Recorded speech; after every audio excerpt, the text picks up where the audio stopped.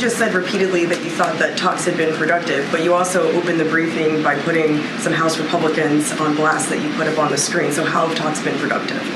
So look, I just laid out the facts. That's all. What I did was lay out the facts that I've been talking about and highlighting for the past several months. The specific progress that's been made.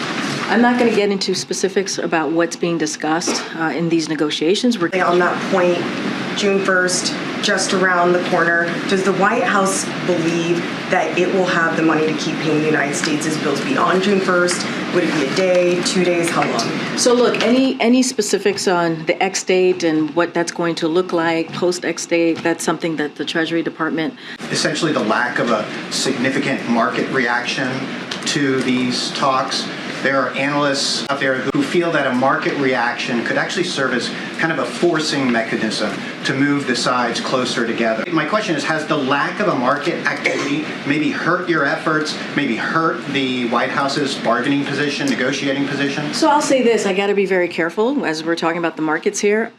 I'm not going to speak about the markets reacting or moving. That is not something I'm going to do from here. What I know and what we believe is that the American people, they understand what's going on. Lack of a reaction, representative, that Americans aren't as concerned as to the things that you're laying out?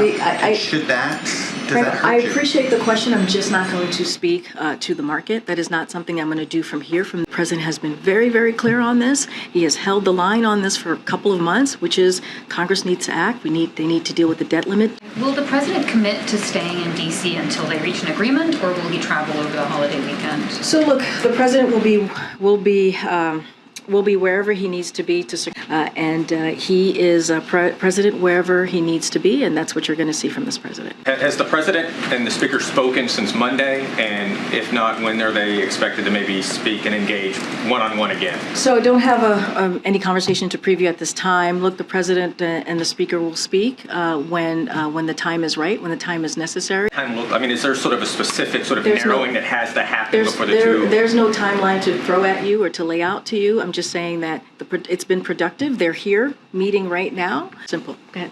On the debt ceiling, is there a drop dead? Is there a drop dead date where after which it becomes impossible to enact the legislation that's necessary? So do you have to have a deal tonight, tomorrow? Is Friday enough time to get to that potential X date? No, I get this. I get the question. Look, our country has never defaulted on its debt, and it will never. It never will, and that's kind of our focus, right? We've never done this, and this will never happen, right? That's the way we see this,